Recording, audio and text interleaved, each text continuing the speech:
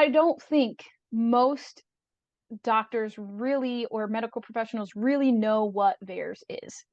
It was almost 10 years into my career as a nurse before I learned about VAERS. Actually, you've created two different programs. One is the VAERS Project, and one is Mending the Broken Safety Net. I believe Mending the Broken Safety Net can be used for continuing education credits. This is a nationally accredited program through the ANCC, the American Nurse Credentialing Center. So you can get 3 contact hours towards your nursing license. So that is very important.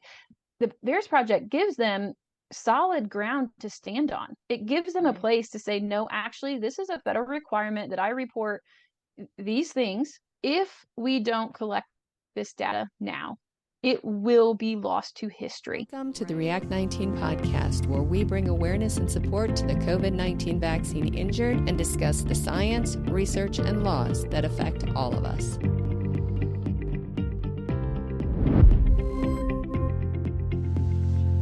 Hi, everyone. Thanks for joining us again today. I'm Ann Forty with the React 19 podcast, and today my guest is Ashley Grogg, who is a master prepared nurse, the founder of Hoosiers for Medical Liberty, and the developer of 2 educational programs for medical professionals and people like you and me to help us better understand and use the vaccine adverse event reporting system, better known as VAERS. Ashley, welcome. It's so great to be here. Thank you. Yes, it's always good to talk with you. So I think it would be a true statement to say before the COVID vaccine came out, most people probably had not heard of VAERS, didn't know anything about it. And now since it's come out, I think we mostly have confusion. We have people saying, what it does, what it doesn't do, what it can't do. And then people who have no idea how to use it. They go in, it's just so confusing. And your goal with the programs you've developed, the educational resources you've developed, is to make that easier for all people to use, medical professionals, caregivers, people, again, like you and me. So what I'd like to do is to start out by saying, okay, first, Ashley, explain to us what VAERS is, and then why it's important for people to know what it is. How come you developed a program? How did you even get interested in developing a program to help people? And then how people can get in contact with you. So I just wanted to give a layout. I know there's a lot there, but I just wanted people to give a layout to the people who are listening to know where this conversation is going. So we can start with question number 1. What is VAERS? I'm so glad you know me so well. I was laughing because I'm going, she's going to expect me to remember 4 questions right off the bat. It's so funny. I think you did that to me last time too. But so VAERS, unfortunately, still a lot of people don't know what it is. Even though we've had this novel vaccine, it would have been a perfect opportunity for the government and the healthcare system to really promote and educate not only healthcare professionals, but the end user, the consumer, the person receiving the vaccine on what VAERS is. And we failed at that miserably as a country. It's really disheartening because a lot of people still don't know what it is. And in fact, when I started this project, I did a survey, and 76% of nurses didn't know where to go to file a VAERS report. A lot of them didn't know what it was, absolutely mind blowing. And there is loads and loads of confusion. So to take a step back into history, in 1986, there was the Act of 1986, which removed liability for manufacturers, or I've been corrected. It protected vaccine manufacturers from liability, because you can still sue after you go through the vaccine injury compensation program. Okay, which is Um, different. Okay, it's which a is whole nother different from the thing. Yeah. CICP when the countermeasures, which you can't do that with a COVID vaccine. So we just Well, can't because talk about of the PrEP the Act. because of the Yeah. So pressure. this is There's lots of childhood. moving parts here. Yeah, this is childhood vaccines. VAERS was started because they removed liability for childhood vaccine manufacturers. And at that time, when they were writing that language, the reason they removed liability in 1986, or protected the childhood schedule manufacturers from liabilities because there are so many adverse events, reactions, so much litigation that the manufacturers went to Congress and said, look, we're either Mhm. going to stop making these vaccines or you're going to have variable prices and, it's going to go through the roof because we can't afford all of this litigation. Right. And so they did that. And as part of the work done by Barbara Loe Fisher and NIV, and Yeah, National, NVIC. yeah, NVIC, thank you. They created VAERS, and it was a way to compensate for that safety mechanism of litigation because when you're being sued for something, that gives you the incentive to make a better product. Right, And when that is gone, what incentive or monitoring practices do you have? right. None. So the vaccine adverse event reporting system was created, and some people criticize and say it's a bad system. It's poorly done. Yes, but it needs to be there. Until we can restore liability, we have to have VAERS. So VAERS is the foundational piece. It's a data collection system.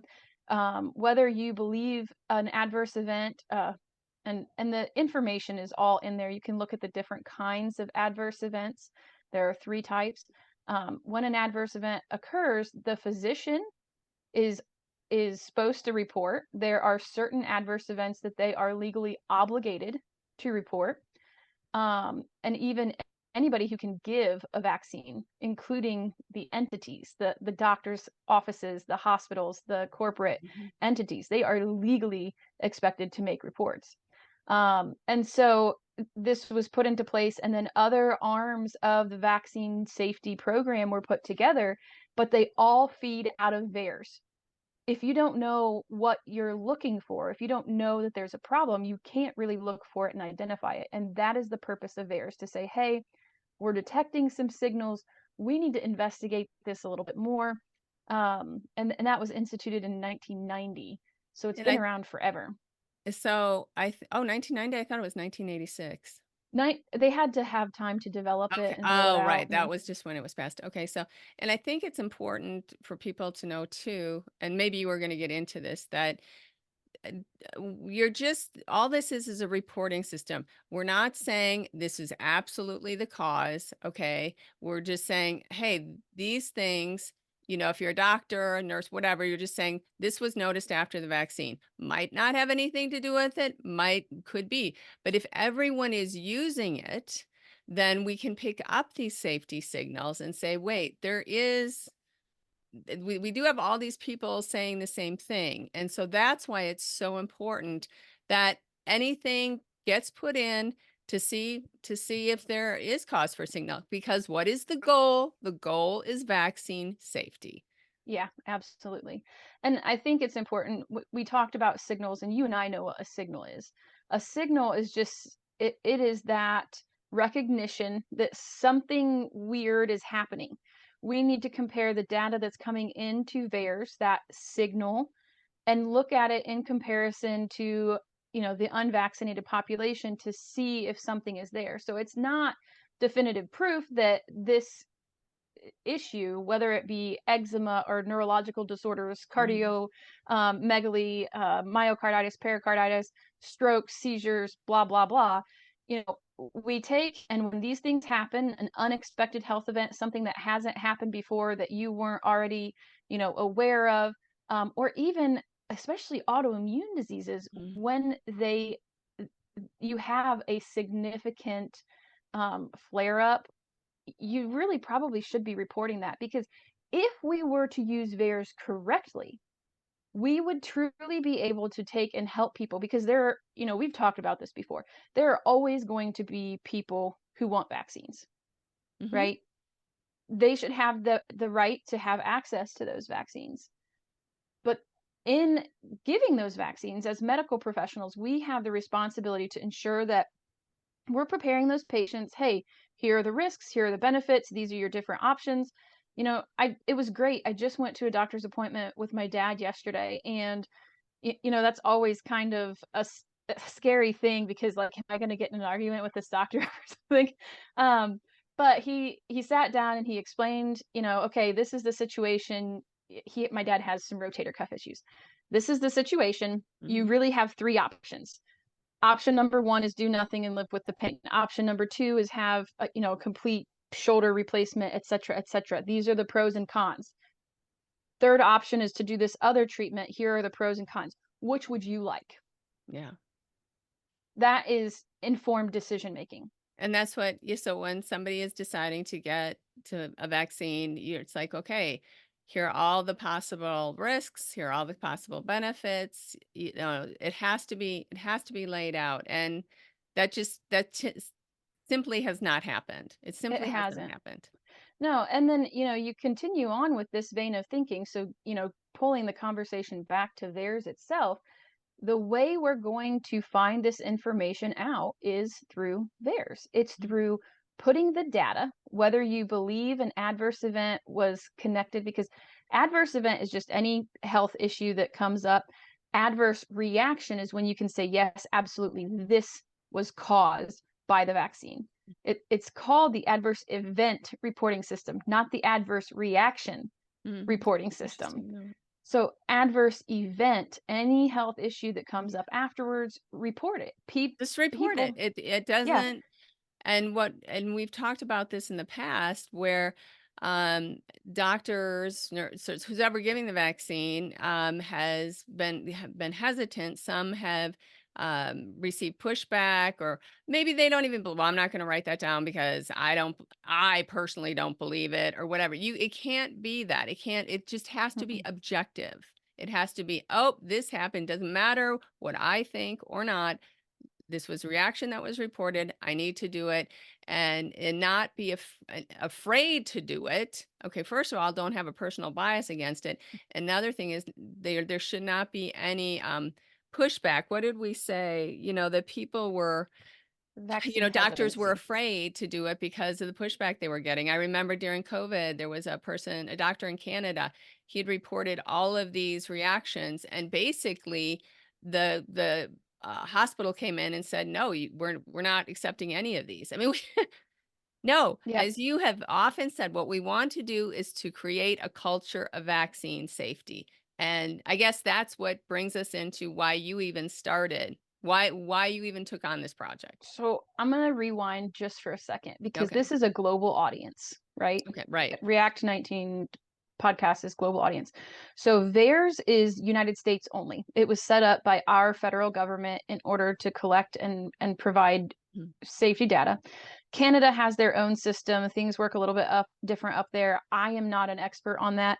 UK has the yellow card system, and there are different things like this. There are some global programs.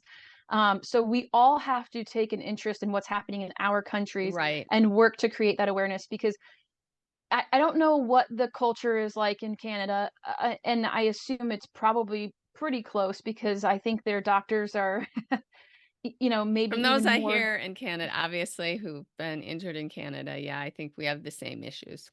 They're under the thumb of the government, Yeah. maybe even a little bit more than Mhm. our doctors are. So, first of all, they're not being educated on vaccine adverse events. It was, and this is kind of going to cross over a little bit into your question, but I don't think most doctors really, or medical professionals really know what VAERS is. Yeah. It was almost 10 years into my career as a nurse before I learned about VAERS. Yeah, well, think of Danielle Baker, she took the COVID vaccine. She's been a nurse for over 20 years, didn't know anything about it. And other injured people that I knew, they didn't know anything about it either, who were in the medical field. It's just amazing. Yeah, it's the best kept secret. And reporting is super low because of that. And so we're not getting adequate data coming out of this. I think so. I feel like I am pulling pieces from all over the place, but it Mhm. all fits together so well. And, I said a lot of them aren't aware, because we're taught that vaccines are safe and effective, period. Period. No, full stop. Period. And Couldn't I didn't learn possibly about, be anything else. yeah, I didn't learn about VAERS until quite a while after I recognized that there was a risk with vaccines. Like, I still didn't know that VAERS was a thing.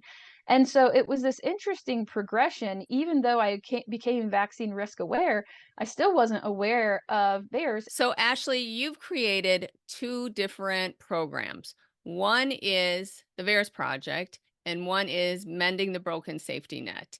And if you could explain specifically what each one, what you created each one for. And I believe Mending the Broken Safety Net can be used for continuing education credits for the medical professionals. So that's really, really important. So, yeah, if you could just go back and just tell us what each one of these is for and what your purpose was. Okay, sure. We have two different websites, or I have two different websites. One is where you can get the information for free. It's a very basic PDF written like continuing education, because that's what it is. I wrote it for nurses, but anybody can read it. If Yeah, anybody tells you, you and I mean, just a regular person, if you want to know about VAERS, how to use it, this will tell you how to do that. it goes into the purpose and why VAERS is so important. It doesn't so much go into the how to walk through each of Okay. the steps. It talks about why it's important, why there have been problems. It talks about what's the solution? How do we fix this? And Hmm. that is all covered in the VAERS project. So you can download that information free from vaersproject.com. That is just some basic information to get you started so you can educate yourself and educate Yeah, so you don't have to people. go to 5,000 different websites. How do I do this? It's right there. Yep, that's it. The other, program, as you call it, is mendingvaccinesafety.net. So what this is it's video recording classes. It's about an hour and a half long. There's one for patients and caregivers. There's one for nurses who need contact hours for their license. This is a nationally accredited program Yeah, which is through the really important to know. yeah, through the ANCC, the American Nurse Credentialing Center.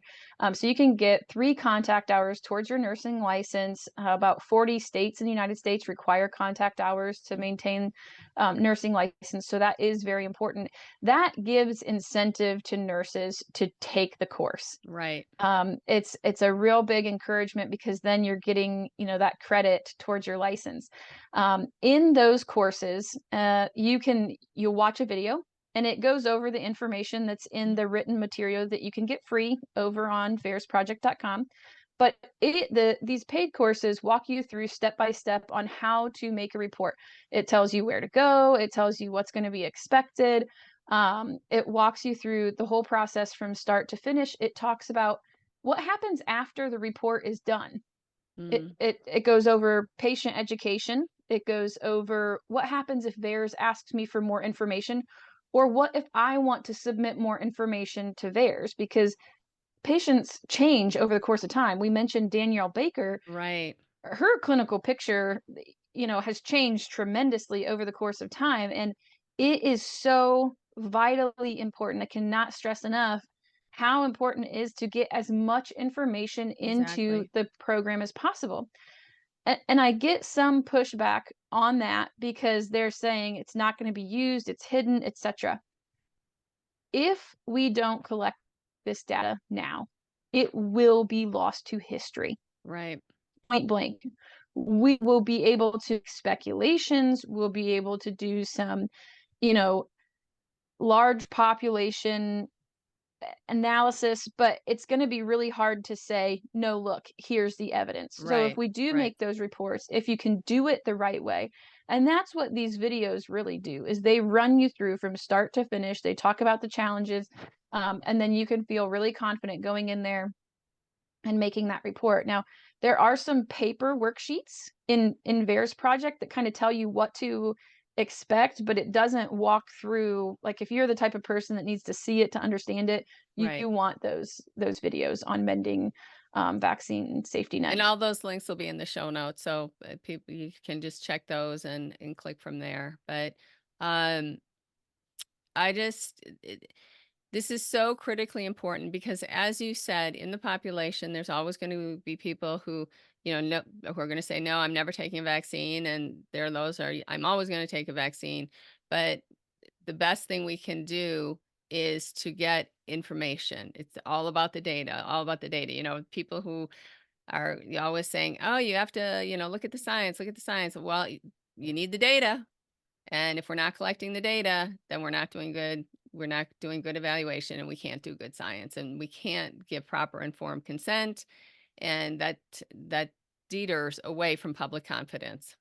And that's Yeah. what is the biggest issue we have right now is people trusting the institutions. There's been such a lack of trust, and I think the education that you are providing here can help build that trust by providing data.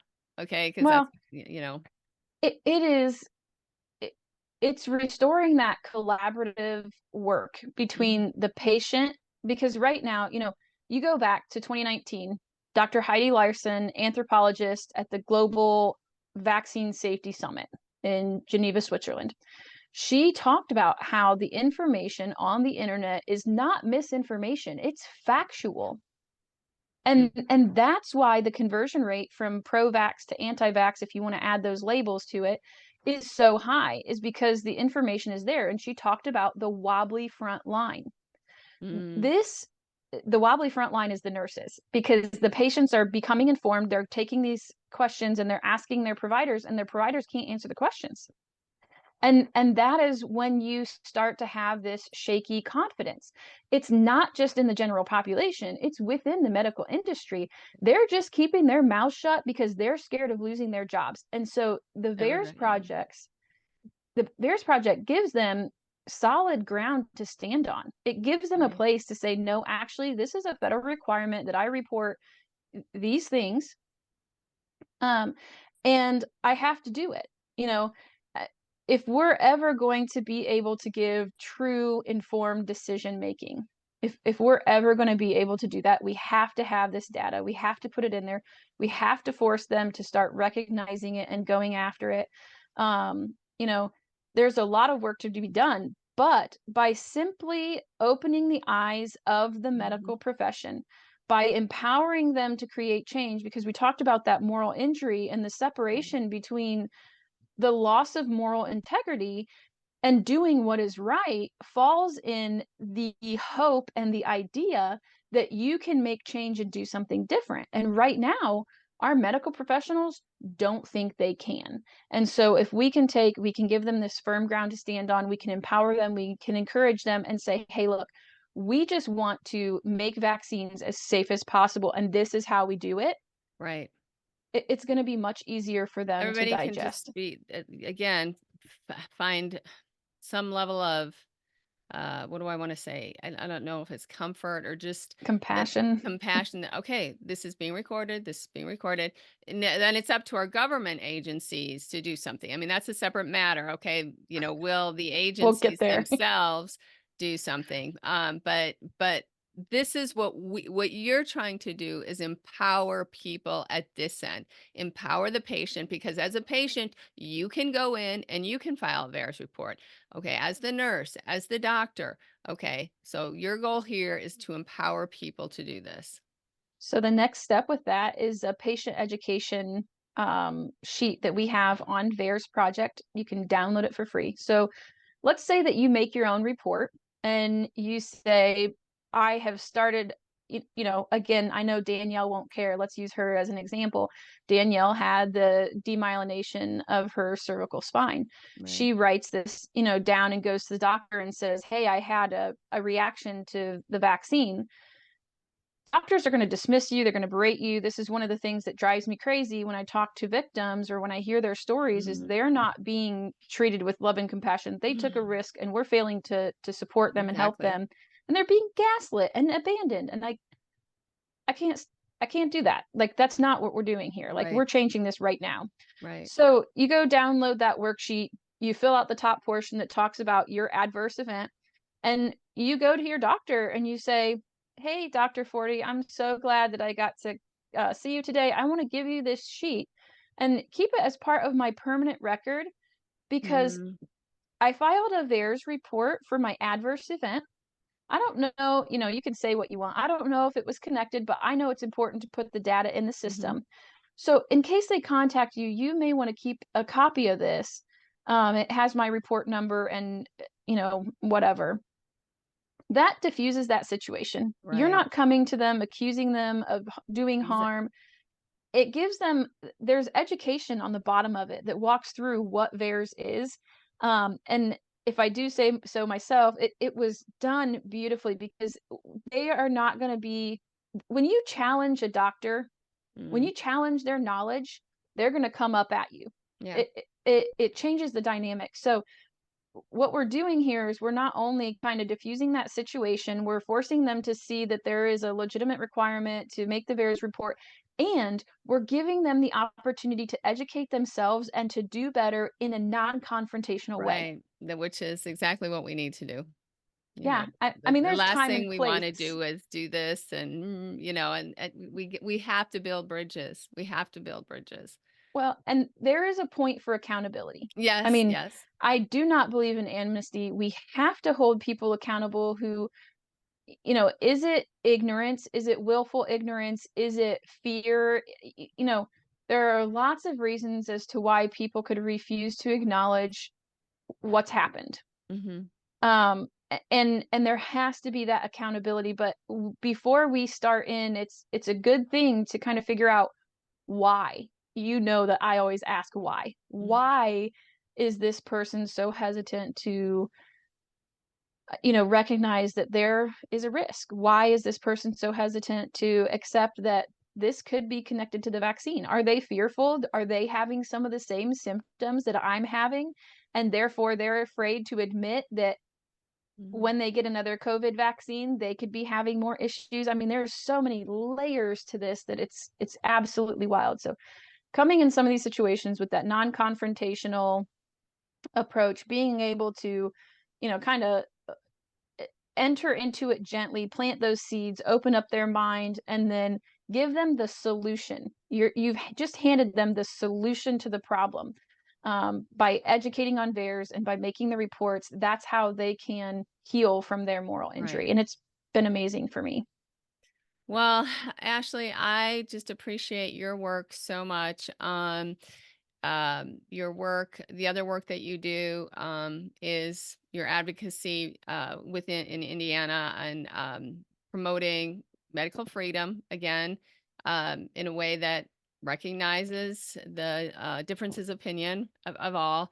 And I know there's a lot of people watching, in their states who are trying to do the same thing. But I know your goal, because I know you personally.